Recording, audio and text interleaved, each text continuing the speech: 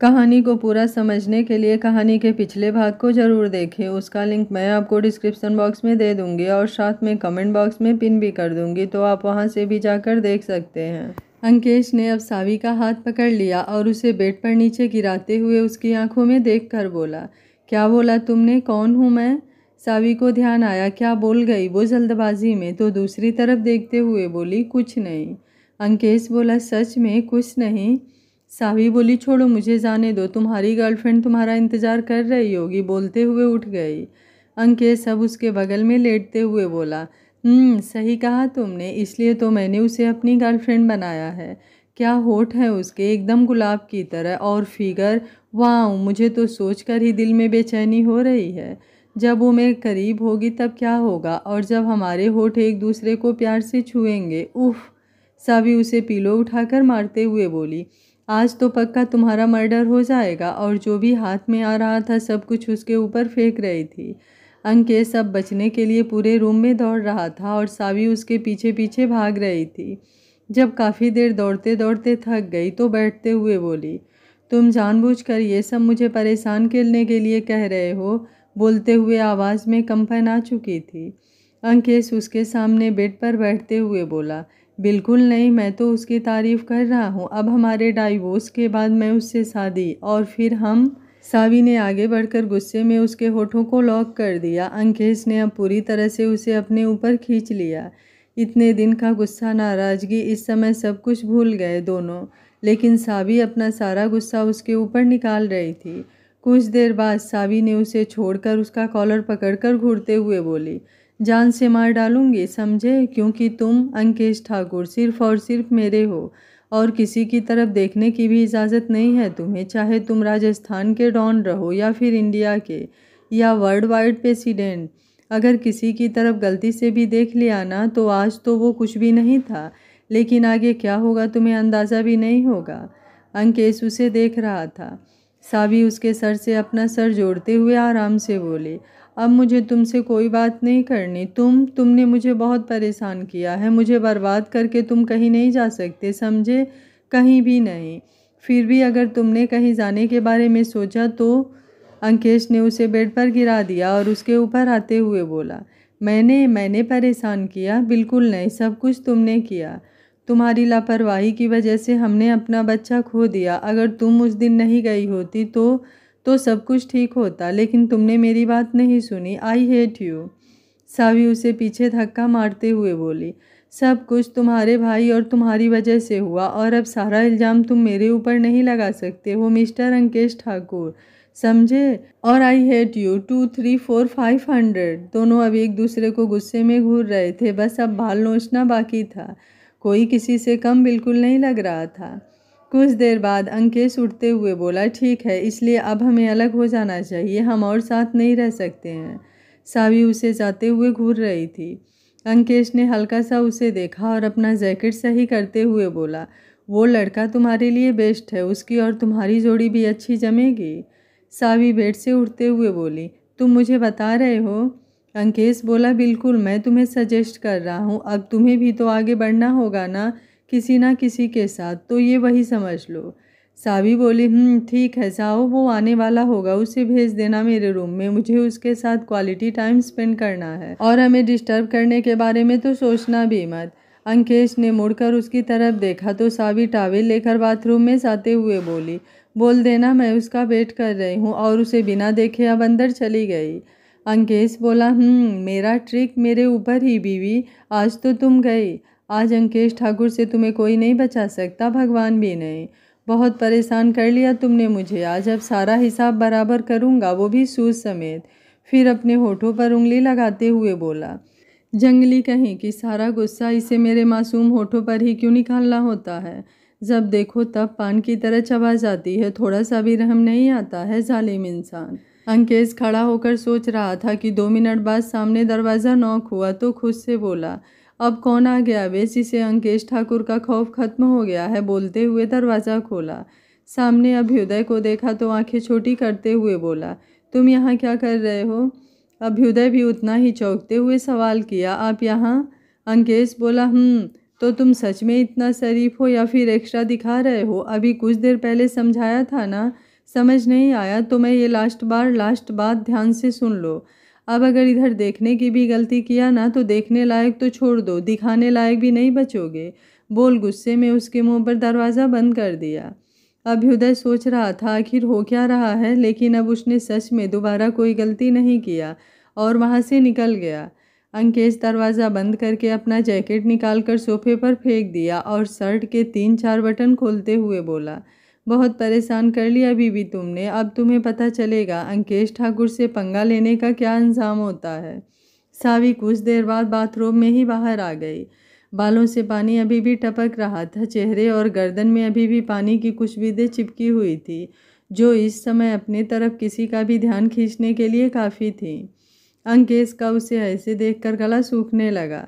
सावी ने उसे इग्नोर किया और अपने कपड़े ढूंढने लगी। अंकेश जल्दी से आकर उसका हाथ पकड़ते हुए बोला, तुम मुझे सेड्यूस कर रही हो बीबी, जानती हो ना ये क्राइम है। सावी उसका हाथ दूर करते हुए, तुम अभी तक यहाँ क्या कर रहे हो, तुम तो जाने वाले थे ना, और जाओ मुझे भी काम है। अंकेश उसके कमर से पकड़कर अपने पास खींचते हुए बोला, क्या है ये सब। सावी उसे ही देख रही थी, आज हकीकत में उसे देखना चाहती थी, जो उसका है सिर्फ और सिर्फ उसका है।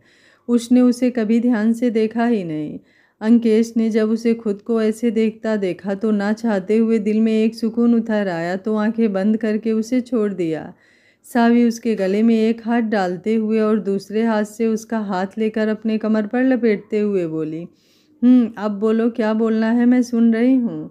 अंकेश वापस से उससे दूर होते हुए बोला, इन सब का कोई मतलब नहीं है, हमारा डाइवोर्स होने वाला है। और सावी वैसे ही उसे देखते हुए बोली, और वो कभी नहीं होगा।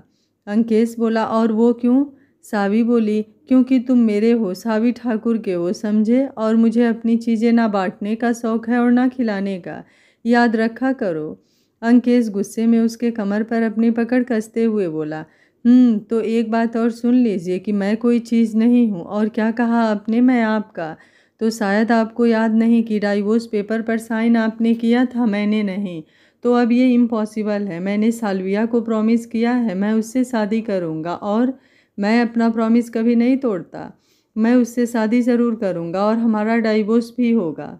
सावी उससे दूर होते हुए बोली, तो ठीक है फिर जाओ। अंकेश ने उसकी तरफ देखा तो वो बेड पर बैठते हुए बोली, प्लीज़ ठाकुर साहब, दरवाज़ा सामने है, आप जा सकते हैं, मैं आपके पैर नहीं पकड़ सकती हूँ। अब आप अपना काम कीजिए और मैं अपना। सावी ठाकुर बर्बाद होगी तो सामने वाला इस दुनिया से जाएगा। अभी तक शरीफ थी, मैं तो सिर्फ आपका 50 करोड़ गया था। इस बार कोई रियायत नहीं होगी, आई प्रॉमिस। और आप बैंड बजाइए, मैं बारात लाने के लिए तैयार हूँ। आखिर अंकेश ठाकुर की बीवी हूँ और बाद में मैं भी अपने वादे से पीछे नहीं हटती। शुरुआत भले ही आप करेंगे, लेकिन अंत सावी ठाकुर। अंकेश बोला, ये धमकी है। सावी बोली, नहीं, प्यार से समझा रही हूँ, समझ जाइए, कुछ नहीं है मेरे पास, सब कुछ आपको दे चुकी हूँ। फिर दोनों हाथ खोलते हुए बोली, और जिसके पास कुछ नहीं होता वो काफ़ी खतरनाक होता है। और एक बात ध्यान से याद रखना, जितना किसी और को मेरे पास आने का हक नहीं है, मुझे देखने का हक नहीं है। वही रूल खुद पर लागू कर लेना, वरना तुम्हारे उस कन खजूरी के इतने टुकड़े करवाऊंगी कि गिनना मुश्किल हो जाएगा। शादी तो बड़ी दूर की बात है। अंकेश उसे देख रहा था, ना चाहते हुए भी उसे अंदर से सुकून के साथ साथ हंसी भी आ रही थी, जो वो उसके अंदर देखना चाहता था। अपने लिए जुनून, प्यार, उसे पाने की जिद, जो अभी तक सिर्फ उसके अंदर था, वो इस समय उसकी आंखों में वो साफ साफ दिख रहा था। अंकेश बोला, हो गया धमकी, तो मैं जा रहा हूँ, कल आ जाना होटल डिवाइन में, हमारी एंगेजमेंट है और स्पेशल मेहमान को मैंने खुद इनवाइट किया है, तो प्लीज़ टाइम से आना। मुझे लेट लतीफ़ लोग अच्छे बिल्कुल नहीं लगते। बोल उसके चेहरे पर हाथ रखते हुए बोला, आराम से आना, साल्विया को अच्छा लगेगा मेरी एक्स को देखकर। गुड नाइट बोलकर अपना जैकेट उठा लिया। सावी बस उसे जाते हुए देख रही थी। अंकेश बाहर निकल गया। सावी ने गुस्से में दरवाज़ा बंद कर दिया। अंकेश ने एक नज़र पीछे देखा और आगे बढ़ते हुए बोला, थैंक यू मिसेस ठाकुर, कल का इंतज़ार कीजिए। बहुत तड़पाया है आपने मुझे, थोड़ा आप भी तड़प लीजिए। आपकी आंखों के ज्वार समझ रहा हूँ मैं, लेकिन अभी उसे और पकने दीजिए। घड़ा जितना पकता है उतना मजबूत और टिकाऊ बनता है। आई वांट सी यू, आपके अंदर कितनी तड़प है मुझे पाने की। जब तक वो पूरी तरह से सामने नहीं आएगी अंकेश ठाकुर को भूल जाइए, आपको मिलने वाला है। सावी ने गुस्से में बाकी जितना भी सामान था सब कुछ तोड़ दिया, जिसकी वजह से कांच उसके पैर में लगा, लेकिन उसने ध्यान नहीं दिया और वैसे ही बेड पर गिर गई। पैर से ब्लड नीचे गिर रहा था, जिससे अब उसका फर्श रंगीन हो रहा था, लेकिन इस बात का उसे कोई फर्क नहीं पड़ रहा था। बस दिल में एक अजीब सी चुभन हो रही थी कि अंकेश उसका है और वो उससे दूर कैसे जा सकता है। सारा दर्द कुछ देर बाद आंखों से आंसू बनकर बाहर निकलने लगा। फिर भी ऊपर छत को घूर रही थी, क्या सच में वो उससे एंगेजमेंट शादी करेगा। सोचते सोचते कब नींद आ गई उसे खुद ही पता नहीं चला। सुबह उसका दरवाज़ा नॉक हुआ तो नींद खुली और खुद को देखा तो उठकर बैठ गई, लेकिन जैसे ही पैर नीचे रखा एक तेज़ दर्द के साथ पैर लेकर वहीं बैठ गई। पूरा पैर सूज गया था, ब्लड निकलकर सूख चुका था, कांच अभी भी पैर में लगा था, जिसे निकालने की हिम्मत अब उसके अंदर बिल्कुल नहीं थी। आंखों में फिर से आंसुओं से चेहरा भीगने लगा। ये किस दर्द की वजह से था ये कहना मुश्किल था। उसका दरवाज़ा कई बार नॉक हुआ, लेकिन उसने दरवाज़ा नहीं खोला। अभी भी पैर को देख रही थी, जिसे नीचे रखने की वजह से वापस से उसमें से ब्लड निकलने लगा था।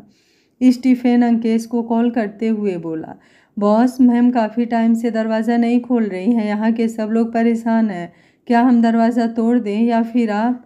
अंकेश जल्दी से बाहर निकलते हुए बोला, मैं आ रहा हूँ, तुम कुछ नहीं करोगे, बोलकर फ़ोन रखा और जल्दी से गाड़ी को रोड पर दौड़ा दिया। लेकिन टेंशन से दिमाग खराब हो रहा था, कहीं ये लड़की बस किसी भी तरह से ठीक हो। सावी अभी भी पैर पकड़कर बैठी उसे देख रही थी, जिसमें से अब काफ़ी दर्द हो रहा था। 10 मिनट बाद अंकेश ने रूम की दूसरी चाबी लिया और सबको जाने को बोलकर दरवाज़ा खोला तो पूरा रूम एक कबाड़ रूम बन चुका था। तो सर झटक कर सामने देखा, जहाँ सावी अपने पैर को घूर रही थी और उसमें से ब्लड निकल रहा था। पूरा फर्श ब्लड से रंगा हुआ था और उसके बीच में बैठी हुई थी सावी। अंकेश ने इतना खून देखा तो सब कुछ फेंकते हुए उसके पास आया और गोद में उठाकर बेड पर बैठाया। सावी अभी भी अपने पैर को देख रही थी। अंकेश बोला, ये सब क्या है, कैसे हुआ ये सब। बोलते हुए कांच जल्दी से बाहर निकाला तो सावी ने नाखून उसके कंधे पर गड़ा दिए। पैर से ब्लड और तेज बाहर निकलने लगा। अंकेश ने जल्दी से उसके पैर को रुमाल बांधते हुए बोला, ये सब क्या है यार। बोलते हुए उसे देखा, जिसके पूरे चेहरे पर आंसुओं के निशान बने हुए थे, चेहरा पीला पड़ चुका था। अंकेश उसके चेहरे को अपने दोनों हाथों में लेते हुए बोला, ये सब क्या है, क्यों किया ये सब, इतना चोट क्यों लगाया खुद को। सावी ने अब उसे देखकर चेहरा फेर लिया। अंकेश अब उसे उठाकर बाथरूम में लाया और बाथ टब में डालकर बाहर आकर रूम क्लीनर को कॉल करके पूरा रूम क्लीन करने को बोला और वापस से अंदर चला गया। अंदर आया तो सावी ने खुद को बाथ टब में डुबा दिया था। पूरा बाथ टब ब्लड से इस समय रेड हो चुका था। अंकेश जल्दी से उसे बाहर निकालते हुए बोला, ये क्या है, क्या करना चाहती हो तुम। सावी उसके ऐसे निकालने से उसे गुस्से से घूर रही थी। अंकेश उसके बाल एक तरफ करते हुए आराम से बोला, कितना चोट लगा है पता भी है, और रूम का क्या हाल किया है तुमने, इतना गुस्सा। सावी उसका हाथ झटकते हुए बोली, जस्ट लीव मी, मैंने तुम्हें नहीं बुलाया, इसलिए जा सकते हो मेरी लाइफ से। मेरी बॉडी, इसके साथ मुझे जो करना होगा मैं करूँगी, जाओ यहाँ से, मुझे तुम्हारी ज़रूरत नहीं है। अंकेश दांत पीसते हुए बोला, तुम्हारा दिमाग खराब हो गया है। सावी बोली, अभी तुमने मेरा दिमाग खराब देखा नहीं है अंकेश ठाकुर, जिस दिन सच में मैंने खराब कर लिया ना, तुम सोच भी नहीं सकते हो क्या होगा, इसलिए जाओ यहाँ से। अंकेश एक गहरी सांस लेकर, चेंज करके बाहर आओ, मैं वेट कर रहा हूँ। सावी बोली, मेरा मूड नहीं है आने का, तुम यहाँ से जा सकते हो। बोलते हुए सर को वापस से पानी में डुबा दिया। अंकेश ने जल्दी से उसका कंधा पकड़ा और ज़बरदस्ती खड़ा किया, लेकिन पैर उसका बैलेंस ही नहीं ले रहा था। अंकेश अब उसे ज़बरदस्ती गोद में उठा लिया। रूम क्लीनर बाहर जा चुका था तो उसे रूम में लेकर आया। सब कुछ चेंज हो चुका था। सावी बोली, छोड़ो, मुझे ज़बरदस्ती नहीं कर सकते हो तुम।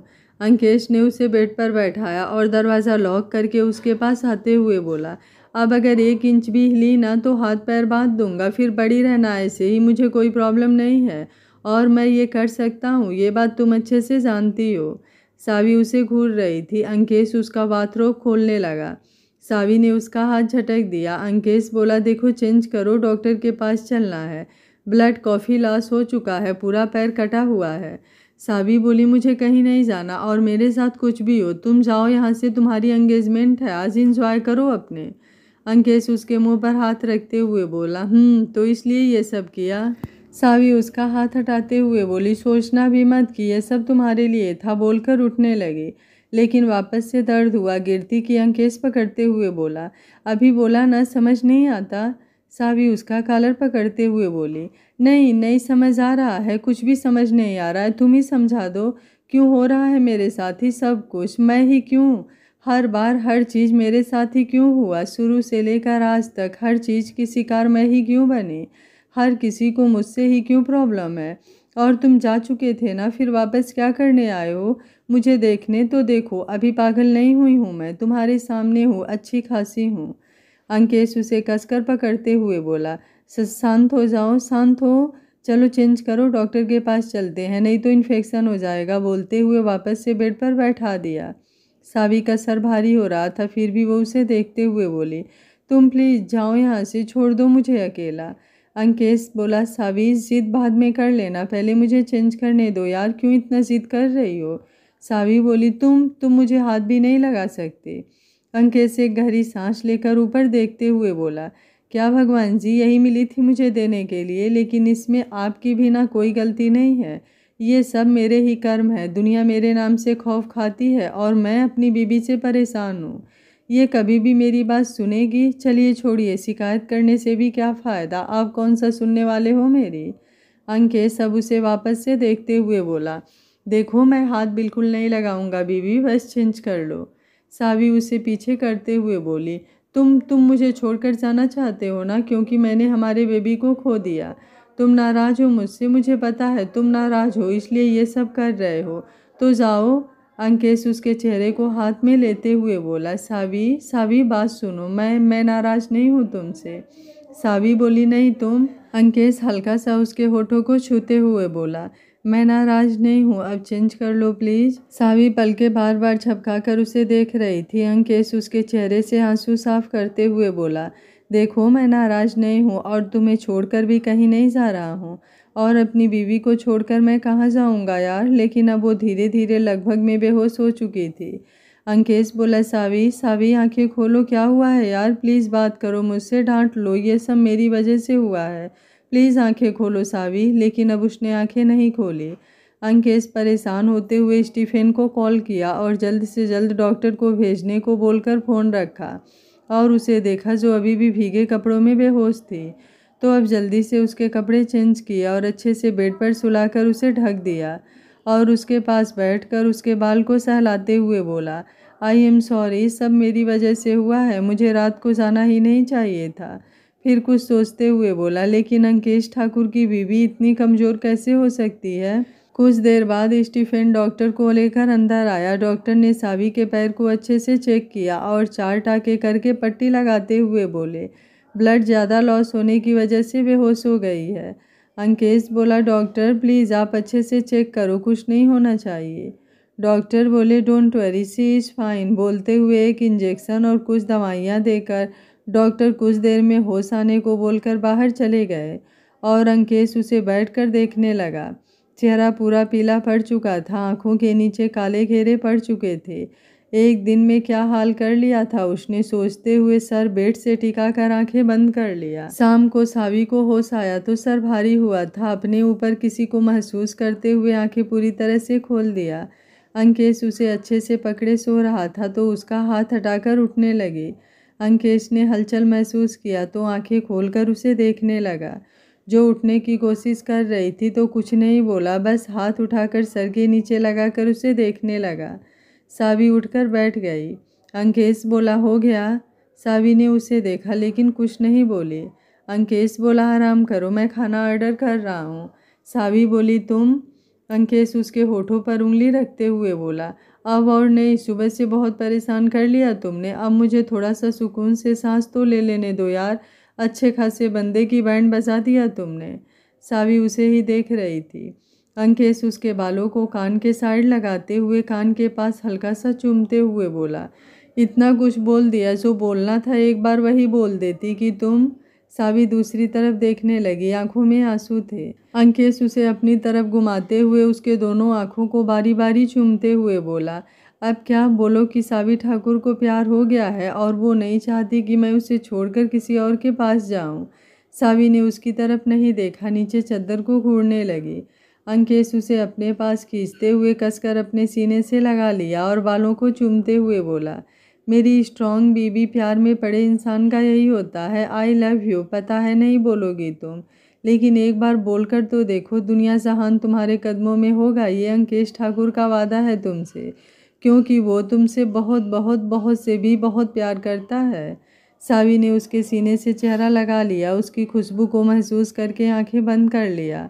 कुछ देर बाद अंकेश उसे दूर करते हुए वैसे ही बोला, मुझे लगा नहीं था कि कोई, बोलते हुए शरारत से उसे देखने लगा। सावी बात बदलते हुए बोली, मेरे कपड़े? अंकेश स्माइल करते हुए बोला, अच्छे नहीं लग रहे हैं, लेकिन मुझे तो मेरी बीबी बहुत क्यूट लग रही है, और रेड कलर में हॉट भी। सोचो कैसे कैसे कंट्रोल किया मैंने खुद को, दिल तो उछल कर बाहर आ रहा था। फिर मैंने सोचा किसी का फ़ायदा नहीं उठाना चाहिए, इसलिए इस छोटे से दिल पर पत्थर रख लिया। कितनी जालिम इंसान हो तुम, ना भी देसी खाने दिया और देसी ने तो बैंड बजा दिया। सुबह से ऐसा फील हुआ जैसे अंकेश ठाकुर मैं नहीं तुम हो। सावी उसे घूरते हुए बोली, मैंने मना नहीं किया है, जाकर खा सकते हो, जो तुम्हारी मर्जी। अंकेश टाइम देखते हुए बोला, सच में? वैसे टाइम तो अभी भी काफ़ी है, सोच रहा हूँ चला ही जाता हूँ, क्या पता काम हो जाए। वैसे भी तुमने मुझसे कौन सा बोला है यू लव में कि मैं यहाँ रुक जाऊँ। सावी पास में रखा पिलो उठाकर उसके ऊपर फेंकते हुए बोली, I hate you hate you hate you, बोलते हुए वापस उसके सीने से लग गए। अंकेश उसे वैसे ही पकड़ते हुए बोला, एक बार आई लव यू भी तो बोल सकती थी ना, कौन सा तुम्हारे एक लव यू बोलने से बलबीर ठाकुर की सारी प्रॉपर्टी मेरे नाम हो जाती। मेरे ससुर और उनकी बेटी एक जैसे ही हो। सावी उसे पीछे धक्का मारते हुए बोली, क्या बोला तुमने? अंकेश स्माइल करते हुए बोला, मैंने तो कुछ भी नहीं बोला, वो तुम्हारे कान बज रहे होंगे। सच में मेरी इतनी मजाल कि मैं अपने ससुर की बेटी को कुछ बोलूं। वैसे मैं सोच रहा हूँ माँ ने उन्हें इतने साल कैसे झेला होगा, दिस इज़ टू मच यार। सावी उसका कॉलर पकड़ते हुए उसकी आंखों में आंखें डालकर बोली, आई लव यू, और आज से अभी से तुम्हारे एक एक सेकंड पर बस मेरा और सिर्फ मेरा अधिकार होगा, क्योंकि तुम मेरे हो। अंकेश उसके कमर को पकड़ते हुए बोला, तो एक बात याद रखना बीबी, तुम्हारे ये अधिकार तो तभी से तुम्हारे हो चुके थे जब तुम मेरी हुई थी, बस तुमने ही लेने में लेट कर दिया। लेकिन जो हरकत आज किया है वैसा कभी दोबारा भूल कर भी मत करना। तुम्हें कोई एक नज़र देखे मैं उसकी जान ले लेता हूँ, और तुमने तो खुद को इतना चोट लगाया है। सोचो कैसे छोड़ा है मैंने तुम्हें, ये सिर्फ मेरा दिल जानता है, वरना। सावी ने कुछ बोलने के लिए मुंह खोला, लेकिन अंकेश ने अब और उसे कुछ और बोलने का मौका नहीं दिया और अपने ऊपर खींचकर आंखें बंद कर लिया। 1 घंटे बाद दोनों खाना खा रहे थे। अंकेश उसे आज अपने हाथों से खिला रहा था और वो प्यार से उसे देखे जा रही थी। हल्की बियर्ड के साथ गहरी काली आंखें, मेंटेन बॉडी जो शर्ट के ऊपर से भी साफ साफ दिख रही थी। अंकेश बोला, ये क्या, मेरा ध्यान मत भटकाओ वरना फालतू में शिकायत करोगी। सावी बोली, अंकेश बोला, क्या हूँ? सावी बोली, तुम अपना काम करो, मैं अपना काम कर रही हूँ। अंकेश बोला, कौन सा काम? सावी बोली, अपनी प्रॉपर्टी को देखने का काम, आज देखूंगी तभी ना कल लोगों की नज़रों से बचाऊंगी। अंकेश आंखें छोटी करते हुए बोला, मैं तुम्हारी प्रॉपर्टी हूँ? सावी बोली, इसमें भी तुम्हें कोई शक है? अंकेश ने सर झटका और उसे खाना खिलाकर दवा उसके हाथ में रखते हुए बोला, जल्दी से खाओ। सावी बोली, मुझे दवा पसंद नहीं, इसलिए मैं नहीं खाऊंगी। अंकेश बोला, सच में? और तुम्हें लगता है ये हो सकता है? सावी बोली, मैं नहीं खाऊंगी। अंकेश बोला, ठीक है मत खाओ, बोलकर उसके पास आते हुए बोला, वैसे सोचो अगर मैंने सालविया से शादी कर लिया होता तो आज। सावी उसका कॉलर पकड़ते हुए बोली, मरने का शौक चढ़ रहा है। अंकेश उसके मुंह में दवा डालकर पानी का ग्लास मुंह से लगा दिया तो सावी गुस्से में निकल गई। अंकेश बोला, हो गया, अब आराम करो। सावी उसका हाथ पकड़ते हुए बोली, तुम? अंकेश बोला, मैं कहीं नहीं जा रहा यार, और अब अपने दिमाग से ये फितूर निकाल दो कि मैं तुम्हें छोड़कर कहीं और जाऊंगा। तुम मेरी जिद और ज़िंदगी हो, कोई इसकी जगह कभी नहीं ले सकता। तुम कब मेरा सुकून बन गई मुझे तो खुद ही पता नहीं चला। वो बस ऐसे ही एक क्लाइंट की बेटी थी जो तुम्हें देखना चाहती थी कि तुम क्या कर सकती हो। अंकेश ठाकुर के लिए अगर यकीन नहीं तो चलकर मिल लेना, फिर उसकी तरफ झुकते हुए बोला। और मुझे मरना तो है नहीं सावी ठाकुर से, जो तुम्हें छोड़कर मैं कहीं और जाऊंगा। तुम्हारी प्रॉपर्टी सिर्फ तुम्हारी है, सिर्फ और सिर्फ तुम्हारी। बोलते हुए एक आंख दबा दिया। सावी उसका हाथ छोड़ते हुए बोली, आई एम सॉरी। अंकेश बोला, इट्स ओके, लेकिन अब ये लास्ट था। सावी ने हाँ में सिर हिला दिया और वापस से उसे देखने लगी। अंकेश उसे सोफे से उठाकर बेड पर लिटाते हुए, ये दीवानगी कुछ ज़्यादा नहीं हो रही है? सावी उसे देखते हुए बोली, नहीं मुझे तो नहीं लग रही है। अंकेश उसके सर पर किस करते हुए, तुम आराम करो, मुझे एक कॉल करना है। सावी बोली, मुझे नींद नहीं आ रही है। अंकेश बोला, ट्राई करो। सावी बोली, मुझे ट्राई नहीं करना। अंकेश अब आकर उसके बगल में लेटते हुए बोला, अब करो, आ जाएगी। सावी ने अब उसे अच्छे से पकड़ लिया और उसे देखते हुए बोली, आई लव यू।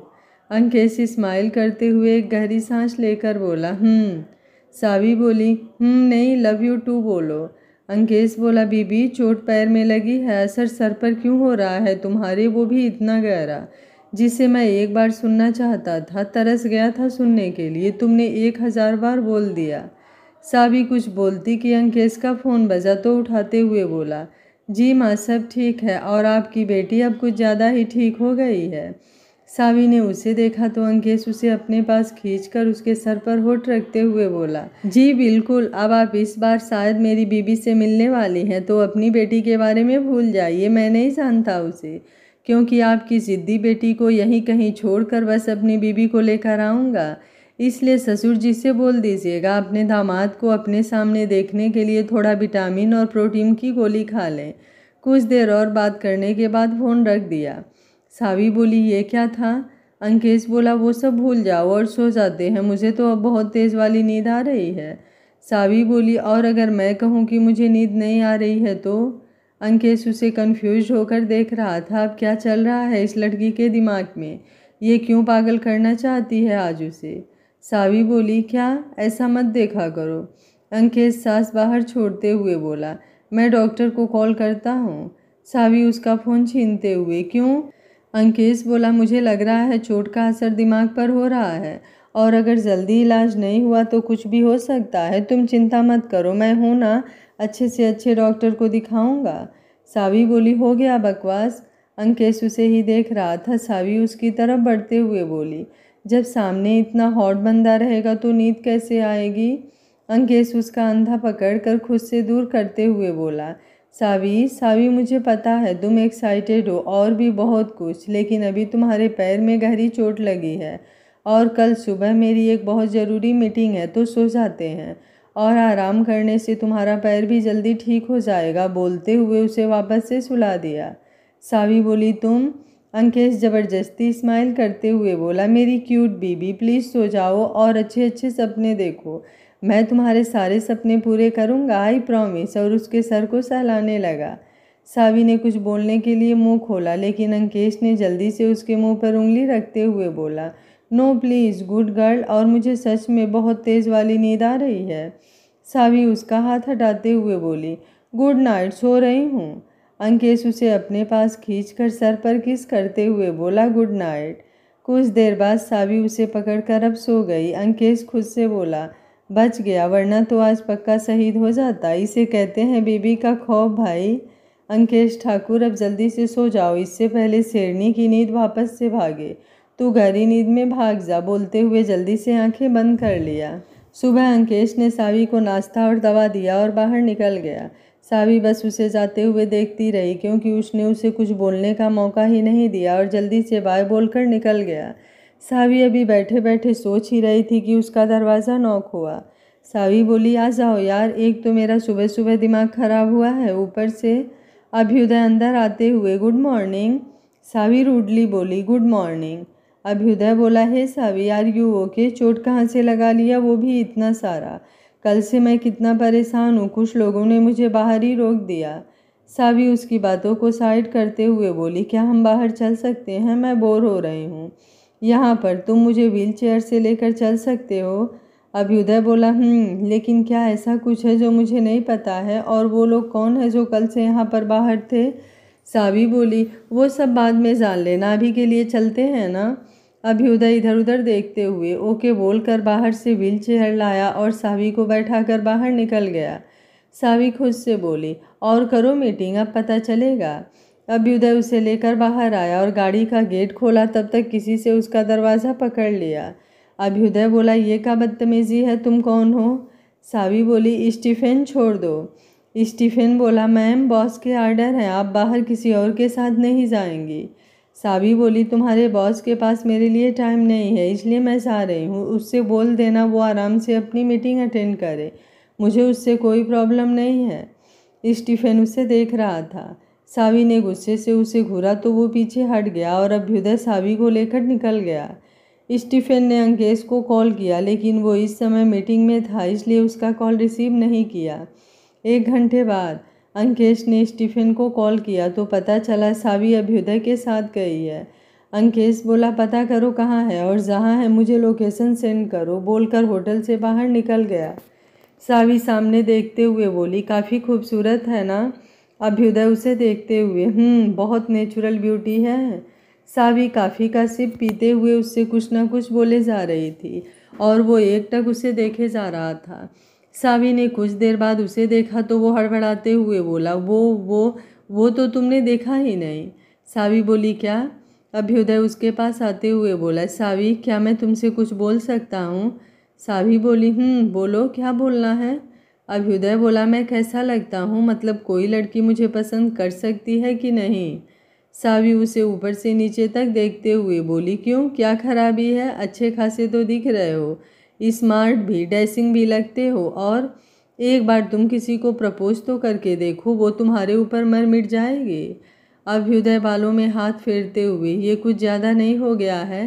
कहीं ये मेरा मजाक तो नहीं उड़ रहा है? सावी बोली, आय हाय यार, तुम शर्मा रहे हो, आई कांट इमेजिन, तुम सच में शर्मा रहे हो? अगर लड़की सामने होगी तब क्या हाल होगा यार तुम्हारा? बोलते हुए वापस से सामने देखने लगी। अभ्युदय सोच रहा था क्या करे क्या न करे, ऐसा वो क्या करे कि सावी उसे हाँ बोल दे। स्टीफेन ने अंकेश को लोकेशन भेज दिया। अंकेश ने गाड़ी घुमाकर स्पीड बढ़ा दिया। 10 मिनट बाद अभ्युदय अभी प्रैक्टिस कर ही रहा था कि अंकेश सावी को पीछे से गोद में उठाते हुए बोला, चलो। सावी बोली, ये क्या है, मैं यहाँ किसी और के साथ आई हूँ, तुम मुझे लेकर नहीं जा सकते हो। अंकेश बिना उसकी बात सुने आकर गाड़ी का दरवाज़ा खोला और आगे बढ़ाते हुए खुद आकर फ्रंट सीट पर बैठकर गाड़ी स्टार्ट कर दिया। अभ्युदय को समझ ही नहीं आया अभी अभी हुआ क्या है और वो ऐसे क्यों लेकर गया है सावी को, और जब तक कुछ समझ आता और बोलता वो दोनों वहाँ से निकल चुके थे। सावी खिड़की से बाहर देख रही थी। अंकेश बोला, यार बस 1 घंटे में आ गया ना, अब इसमें इतना गुस्सा होने वाली कौन सी बात है? अच्छा चलो सॉरी। सावी बोली, मुझे कोई बात नहीं करनी है। अंकेश गाड़ी साइड में रोक कर उसे अपनी तरफ घुमाते हुए बोला, अब ऐसा बिल्कुल नहीं हो सकता है कि तुम मुझसे बात ना करो। बोल उसके होठ के साइड में लगा काफ़ी अंगूठे से साफ करते हुए बोला, चलो सरप्राइज़ है तुम्हारे लिए। सावी बोली, मैं? अंकेश आगे बढ़कर उसके होठों को हल्का सा छूते हुए बोला, आई लव यू ना बीबी, क्यों जिद कर रही हो जबकि अच्छे से जानती हो मैं नहीं मानने वाला। बोलते हुए उसके बालों में हाथ फिराया तो सावी की आंखें अपने आप बंद हो गई। हाथ उसके कंधे पर जाकर कस गए। अंकेश उसे देखते हुए अब अपने पास खींच लिया। 1 घंटे बाद अंकेश गाड़ी रोककर उसे गोद में उठाकर बाहर लाया। सावी बोली, ये कहाँ आ गए हैं? अंकेश बोला, सरप्राइज़ बेबी। सावी ने मुंह बनाया तो अंकेश उसे लेकर अंदर आ गया। अंदर पूरा अंधेरा था। सावी बोली, इतना अंधेरा क्यों है, अब कौन सा कांड करने वाले हो? अंकेश बोला, यार तुम्हें ऐसा क्यों लग रहा है कि मैं कोई कांड करूँगा, क्या पता कोई अच्छा काम भी तो कर सकता हूँ। सावी बोली, आज तक किया नहीं है इसलिए थोड़ा सोचना पड़ रहा है। अंकेश बोला, अंकेश ठाकुर के काबिलियत पर शक नहीं करते ठाकुर। 2 मिनट बाद एक धमाके के साथ सबने एक साथ बोला, सरप्राइज। सावी सामने देखने लगी जहाँ पूरी फैमिली खड़ी थी। अंकेश ने अब उसे चेयर पर बैठा दिया। आस्था जी उसके पास आकर उसका सर चूमते हुए बोले, भगवान मेरी उम्र भी मेरे बच्चे को लग जाए, लेकिन मैं नाराज़ हूँ, खुद को चोट कौन लगाता है? अंकेश बोला, बिल्कुल माँ, और आपको पता है? सावी ने उसे देखकर घूरा तो स्माइल करते हुए धीरे से बोला, मुझे ना सच में पता नहीं था हिटलर की बेटी ऐसी हो सकती है। आस्था उसके सर पर हाथ रखते हुए बोली, हमेशा खुश रहो तुम दोनों। अब बारी बारी से सब सावी से मिल रहे थे। रोहन आकर उसके बगल में बैठ गया और उसे परेशान करने लगा। सावी उसे मार रही थी और वो बार बार बच जा रहा था। अंकेश कुछ दूर पर खड़ा एकटक उसे देखे जा रहा था। सच में आज ये सच्चा वाला सुकून था जो उसके चेहरे पर था। भाई माँ बाप को पाकर वो खुश थी। उसका बचपना जो उसने छीन लिया था वो वापस तो नहीं ला सकता, लेकिन इतना तो कर ही सकता है। उसे उसकी प्यारी सी फैमिली देखकर, उसकी खुद की फैमिली देखकर लग रहा था आज उसने खुद को थोड़ा सा प्रायश्चित कर लिया था। बलबीर ठाकुर कब से उसे देख रहे थे। फिर उसके पास आकर उसके कंधे पर हाथ रखते हुए बोले, भले ही तुम मेरे दामाद हो, लेकिन हमारी दुश्मनी कभी खत्म नहीं होगी, याद रखना। अंकेश स्माइल करते हुए बोला, मुझे आपसे वैसे भी प्यार वाला रिश्ता नहीं चाहिए। मेरे लिए मेरी बीबी का प्यार ही काफ़ी है। आप बस हम दोनों को आशीर्वाद दीजिए कि मैं आपको अगले साल तक नाना बना सकूं। बलबीर ठाकुर उसे घूरते हुए बोले, कुछ ज़्यादा जल्दी नहीं है तुम्हें, याद रखो वो मेरी बेटी है। अंकेश बोला, मेरी बीवी भी। बलबीर ठाकुर बोले, तुम्हें वापस से मेरे घर आकर मुझसे मेरी बेटी का बाइज्जत हाथ मांगना होगा और सबके सामने पूरी विधि विधान से शादी करनी होगी।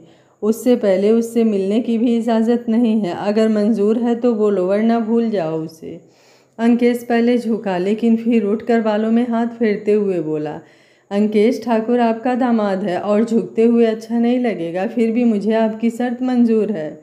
सावी और बाकी सब ने उसे ऐसे करते देखा तो सब कंफ्यूज हो गए कि आखिर ये क्या हो रहा है। अंकेश आस्था के पास आते हुए बोला, माँ चलिए लंच तैयार है। और फिर रोहन का बाल बिगाड़ते हुए बोला, ओ साले, मेरी बीबी को ज़्यादा परेशान किया ना तो समझ लेना। रोहन बोला, जीजू मैं कहाँ कुछ कर रहा हूँ, वो तो दी। अंकेश बोला, ठीक है चलो। रोहन सबके साथ आगे चला गया तो वो सावी के पास आते हुए बोला, चलो लंच करके दवा खाओ। सावी बोली, क्या हो रहा था? अंकेश उसे उठाते हुए बोला, कुछ भी नहीं। सावी बोली, बता रहे हो या फिर? अंकेश बोला, बलबीर ठाकुर। सावी ने उसे घूर कर देखा तो आंखें बंद करके खोलते हुए बोला, बाबा चाहते हैं हमारी शादी फिर से हो, सबको पता चले कि मैं उनका दामाद हूँ और वो हमारी शादी धूमधाम से करवाना चाहते हैं। सावी बोली, हाँ तो इसमें प्रॉब्लम क्या है? अंकेश बोला, शादी तक हम नहीं मिल सकते। सावी बोली, वाट, लेकिन ये कौन सा लॉजिक है? अंकेश बोला, जो भी है यही है, बोलते हुए आगे बढ़ गया। 2 दिन बाद सब लोग इंडिया वापस से आ गए। सावी सबके साथ चली गई और अंकेश दादाजी और बुआ दादी के साथ अपने घर चला गया। दूसरे दिन से उसने ऑफिस ज्वाइन कर लिया। इतना सारा काम उसका पेंडिंग पड़ा था जिसे जल्द से जल्द समेटना था ताकि शादी के बाद सावी के साथ वक्त बिता सके। सावी को ऑफिस जाने के लिए मना कर दिया गया था, जिसके वजह से वो घर पर बोर हो रही थी। अभ्युदय को पता चला दोनों के बारे में तो ना कुछ बोला और ना ही वापस से फिर मिलने आया। सावी ने भी इस बात का ज़्यादा ध्यान नहीं दिया। 2 दिन बाद अंकेश दादाजी और बुआ दादी के साथ आया था। पंडित जी शादी की डेट निकाल रहे थे और वो सबके साथ बैठकर बोर हो रहा था तो कब से इधर उधर देखे जा रहा था, लेकिन सावी कहीं दिख ही नहीं रही थी। रोहन उसके पास आकर बैठते हुए बोला, दी घर पर नहीं है। अंकेश ने आंखें छोटी करके उसे देखा तो वो सामने देखते हुए बोला, वो बड़े पापा ने उन्हें बाहर भेजा है, मैं तो बस आपको बता रहा हूँ। अंकेश ने बलबीर ठाकुर को देखा जो पंडित जी और दादाजी से बात कर रहे थे तो खुद से बोला, सब पता है मुझे, ये सब जानबूझकर किया जा रहा है। एक बार शादी करके अपने घर लेकर जाऊं, फिर बताऊंगा आपको कि आपका दामाद भी आपसे आगे है। बलबीर ठाकुर उसकी बेचैनी समझ रहे थे, इसलिए पंडित जी से आराम से टाइम निकालने को बोल रहे थे। 1-2 महीने बाद भी निकले तो उन्हें कोई प्रॉब्लम नहीं है। अंकेश ने पंडित जी को घूरा तो वो बलबीर ठाकुर को देखते हुए बोले, 10 दिन बाद वाला मुहूर्त एकदम शुभ है, जजमान वही शादी के लिए सही रहेगा। बलबीर ठाकुर बोले, लेकिन पंडित जी। अंकेश उनके मुंह में मिठाई डालते हुए बोला, बाबा आपको परेशान होने की कोई ज़रूरत नहीं है, मैं सारा इंतज़ाम कर दूंगा। आखिर आपका दामाद हूँ तो इतना तो कर ही सकता हूँ। बलबीर ठाकुर मिठाई खाकर उसे घूरते हुए बोले, चलो ठीक है पंडित जी, यही मुहूर्त फाइनल कर दीजिए। अंकेश ने उन्हें खुद को ऐसे घूरते देखा तो उठते हुए बोला, मैं थोड़ा टहल कर आ रहा हूँ, तब तक आप लोग आगे का काम कीजिए। बोलते हुए वहाँ से बाहर निकल गया। रोहन पीछे से बोला, जीजू। अंकेश रुकते हुए, अब इस साले को क्या काम आ गया? रोहन उसके पास आते हुए बोला, वो दी अपने फ्रेंड के साथ गई हैं। अगर आपको उनसे मिलना है तो आप मुझे अपने साथ लेकर चल सकते हो। अंकेश खुद से बोला, ये साला कुछ ज़्यादा दिमाग नहीं लगा रहा है, पिद्दी कहीं का। रोहन उसे देखते हुए बोला, ठीक है, आप बिजी हैं तो मैं जा रहा हूँ। अंकेश बोला, नहीं, वो मैं सोच रहा था, चलो, और गाड़ी के पीछे का दरवाज़ा खोला। लेकिन रोहन जल्दी से आकर आगे बैठते हुए बोला, वो लोग आपको ड्राइवर समझेंगे ना, इसलिए अब आप आकर बैठ सकते हो। अंकेश आकर ड्राइविंग सीट पर बैठकर गाड़ी स्टार्ट कर दिया। आधे घंटे बाद रोहन बोला, बस बस आप यहीं रोक दीजिए। अंकेश बोला, आर यू श्योर? सावी यहीं है? रोहन बोला, आप भी ना, आपको पता नहीं है क्या कि ये उनका फेवरेट प्लेस है। वो जब भी फ्री होती थी यहीं आती थी, और आज भी इतने साल बाद वो यहीं आई होंगी। आपको यकीन नहीं है तो चलकर खुद देख लीजिए। अंकेश का मन हुआ उसे उठाकर कहीं दूर किसी दूसरे प्लेनेट पर फेंक दे। फिर मन मारकर उसके पीछे आया। यहाँ काफ़ी भीड़ लगी हुई थी और खतरा भी हो सकता था। सावी जानती है कि उसके कितने दुश्मन हैं, फिर भी वो ऐसी जगह पर कैसे आ सकती है। रोहन उसे लेकर दूसरी तरफ आया जहाँ भीड़ कम थी, लेकिन सावी अपने दो दोस्तों के साथ मस्ती कर रही थी। अंकेश आंखें छोटी करके उसे घूरने लगा। एक तो पैर की चोट अभी ठीक नहीं हुई है और ऊपर से उसको वहाँ सबके बीच फंसा कर ये लड़की यहाँ मस्ती कर रही है। रोहन उसके पास आते हुए बोला, दी। सावी बोली, तुम यहाँ क्या कर रहे हो और यहाँ कैसे आए? रोहन बोला, वो जीजू।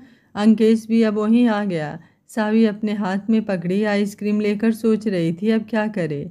अंकेश उसे देखे जा रहा था और वो उसे वहाँ देखकर रोहन को घूर रही थी। अंकेश ने सामने से आइसक्रीम वाले को बुलाकर रोहन और बाकी सबको आइसक्रीम दिलाते हुए बोला, चलना है? सावी बोली, वो मैं। अंकेश बोला, रोहन तुम बाकी लोगों के साथ आ जाना, मुझे तुम्हारी बहन से कुछ काम है। सावी बोली, काम? लेकिन कौन सा काम है? अंकेश उसे उठाते हुए बोला, वो चलो, मैं रास्ते में बता रहा हूँ। रोहन बोला, बाय जीजू, मैं आ जाऊँगा, डोंट वरी।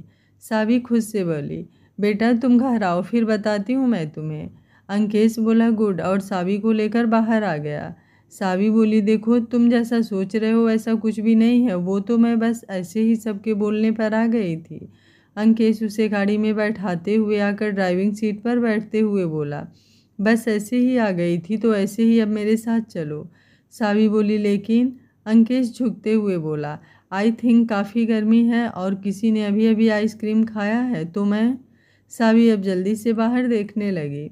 अंकेश बोला, बस 10 दिन और बच जाओ, उसके बाद बच कर दिखाना। सावी ने उसकी तरफ देखा तो वो सामने देखते हुए बोला, 10 दिन बाद हमारी शादी है। सावी बोली, इतनी जल्दी? अंकेश ने उसे देखा तो वो अब जल्दी से उसका हाथ पकड़ते हुए बोली, आई मिस यू। कुछ देर बाद अंकेश का फ़ोन बजा। बलबीर ठाकुर फ्लैश हो रहा था तो काट दिया, एक बार, 2 बार, 3 बार, 4 बार, और अब लगातार बजने लगा। अंकेश बोला, सच में यार, बेटियों को भगवान बाप क्यों देता है? सावी बोली, कौन है? अंकेश ज़बरदस्ती मुंह खोलते हुए बोला, ससुर जी। सावी बोली, कुछ काम होगा? अंकेश बोला, अब मुझे भी लग रहा है पक्का काम ही होगा। बोलते हुए फ़ोन उठाकर कान के पास लगा लिया। उधर से बिना कुछ सुने आवाज़ आई, सावी को घर छोड़ दो, वो भी 10 मिनट के अंदर, वरना डेट कैंसिल कर दूंगा। अंकेश कुछ बोलता कि फ़ोन कट चुका था। अंकेश इरिटेट होकर स्टीयरिंग पर हाथ मारते हुए बोला, अब ये ज़्यादा हो रहा है, अब मैं अपनी बीबी के साथ अकेले में थोड़ा टाइम भी स्पेंड नहीं कर सकता। तब तक उसकी गाड़ी को कुछ गाड़ियों ने ओवरटेक करके घेर लिया। अंकेश आंखें छोटी करते हुए बोला, 10 दिन के बाद देखना, किसी को देखने की इजाज़त भी नहीं दूंगा। सावी उसे देख रही थी। तब तक उसके गाड़ी को नॉक किया। अंकेश शीशा नीचा करते हुए बाहर वालों को गुस्से से घूरा तो वो थोड़ा दूर होते हुए बोले, सर, मैम को।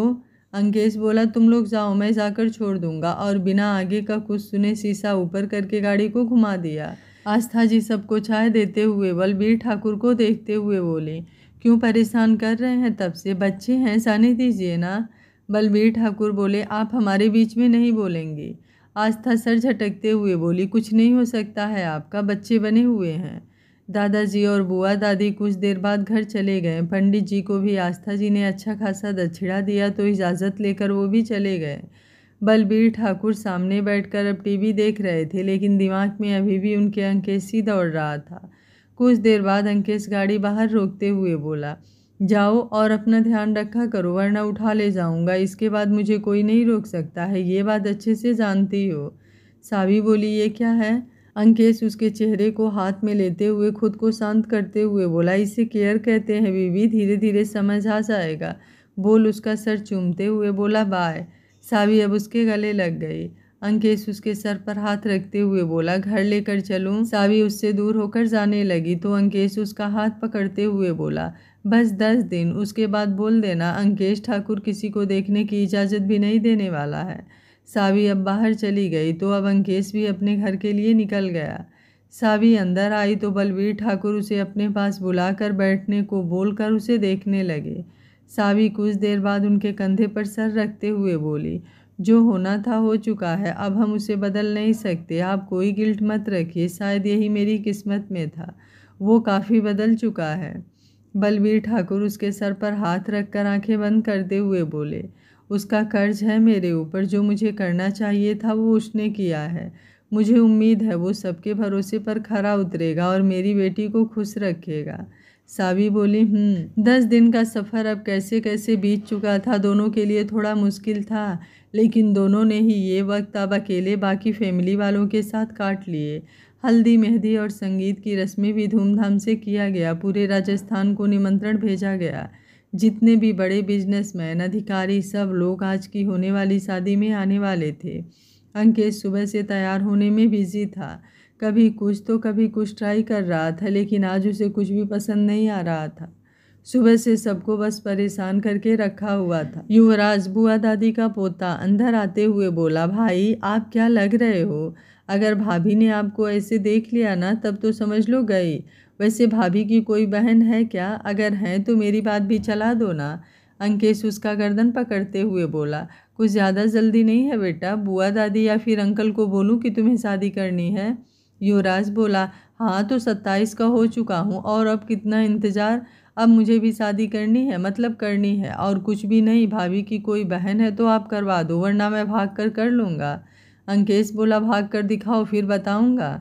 युवराज बोला, भाई यार अब आप तो थोड़ा सुधर जाओ, भाभी इतनी क्यूट है, कम से कम उनके लिए ही सुधर जाओ।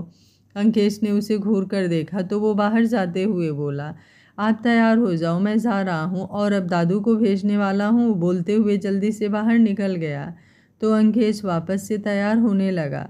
सावी को तैयार करने के लिए शहर के सबसे महंगे पार्लर वाली को बुलाया गया था। आखिर बलबीर ठाकुर के इकलौती बेटी की शादी थी। वीरा उसे अंकेश के नाम से परेशान कर रही थी। उसके कुछ और दोस्त भी आए हुए थे जो उसे तैयार करने में मदद करवा रहे थे। आस्था सबके लिए जूस लेकर अंदर आते हुए बोली, चलो सब लोग अब जल्दी से जूस पी लो। सावी, चलो जल्दी बेटा, ख़त्म करो इसे। वीरा बोली, आंटी आज तो किसी को भूख ही नहीं लग रही है, आखिर हमारे जीजू के हॉटनेस का कुछ तो असर होना चाहिए। आस्था जी बोली, वो सब बातें बाद में, पहले जूस पियो। बोल सबको एक एक गिलास थमा दिया और आराम से तैयार होने को बोलकर बाहर चली गई। सावी का फ़ोन बजा, देखा तो अंकेश का था। वीरा जल्दी से फ़ोन लेते हुए बोली, बिल्कुल नहीं, अभी ना तो एक दूसरे को देखने की इजाज़त है और ना बात करने की, अब जो होगा शादी के बाद होगा। सावी बोली, यार वो परेशान होगा, बस 2 मिनट। वीरा बोली, बिल्कुल नहीं, और परेशान होने के बाद मिलने का मज़ा ही कुछ और होता है, तो तैयार हो जाओ, थोड़ी तड़प थोड़ी तन्हाई के बाद मिलने के लिए। सावी का चेहरा उसकी बातों से लाल हो चुका था। वीरा उसके कंधे पर मारते हुए बोली, आय हाय क्या रंग चढ़ा है हमारे जीजू का, मैं सदके जाऊं। सावी बोली, ठीक है, तो अगर उसने पूछा तो मैं तुम्हारा नाम बता दूंगी, ये सब तुमने किया है। वीरा बोली, मुझे कोई प्रॉब्लम नहीं है, डरती नहीं हूँ मैं तुम्हारे ठाकुर साहब से। वैसे उनका कोई भाई है क्या? अगर है तो प्लीज़ मिलवा दो यार, मेरे बच्चे तुम्हें दुआएं देंगे और मैं तो दिन रात पूजा करूँगी तुम्हारी। सावी बोली, शाम को आएगा तो देख लेना, वैसे वो कज़िन है। वीरा बोली, चलेगा यार, कज़िन भी चलेगा, जब हमारे जीजू इतने हॉट हैं तो उनके 10% से भी मैं काम चला लूँगी। सावी बोली, कुछ नहीं हो सकता तुम्हारा। वीरा ने उसके कान में कुछ बोलते हुए एक आंख दबा दिया। सावी बोली, पिट जाओगी अगर अब कुछ और बकवास किया तो। वीरा बोली, मेरी इतनी मजाल कि मैं ठकुराइन से पंगे लूँ? बिल्कुल नहीं। अब तो बस मुझसे रात तक का इंतज़ार नहीं हो रहा है यार। क्या नज़ारा होगा जब दो दिल आज एक साथ धड़केंगे। सावी सबको देखते हुए बोली, तुम लोग इसकी बातों पर ज़्यादा ध्यान मत दो, ये लड़की पूरी तरह से पागल हो गई है। वीरा बोली, पागल? और मैं पागल तो कोई और होने वाला है आज किसी को देखकर। बोलते हुए उसके कंधे से अपना कंधा टकरा दिया। अंकेश सब पूरी तरह से तैयार हो चुका था। बारात निकलने की पूरी तैयारी हो चुकी थी। आज उसके चेहरे पर भी थोड़ी सी नर्वसनेस थी। दादाजी उसके कंधे पर हाथ रखते हुए बोले, चलिए बरखुरदार, अब घोड़ी पर बैठ जाइए, कम से कम एक काम तो आज अपने सही किया। अंकेश बोला, दादाजी बोले, अब कुछ नहीं, अब जल्दी से बहू को लाओ और इस घर की खुशियों से भर दो, और कुछ नहीं चाहिए मुझे। सोनिया उसकी आरती उतार कर सदका उतारते हुए बोली, पापा अब आप चिंता मत कीजिए, सब सही होगा। अंकेश घोड़ी पर बैठ गया और उसके घोड़े का लगाम युवराज ने पकड़ लिया। पूरी सिक्योरिटी के साथ अंकेश ठाकुर की बारात निकल रही थी। बलबीर ठाकुर और बाकी सब लोग बारात का इंतजार कर रहे थे। आधे घंटे बाद बैंड बाजे बारात के साथ अंकेश और बाकी सब लोग उनके दरवाजे पर पहुंच गए। आगे क्या होगा इस कहानी में जानने के लिए देखते रहिए कहानी का अगला भाग। अगर आप कहानी का अगला भाग देखना चाहते हैं तो कमेंट में ज़्यादा से ज़्यादा यस जरूर लिखिएगा। कहानी पसंद आ रही है तो वीडियो को लाइक शेयर एंड चैनल को सब्सक्राइब कर लीजिएगा। Thank you for watching. मिलते हैं कहानी के अगले भाग में।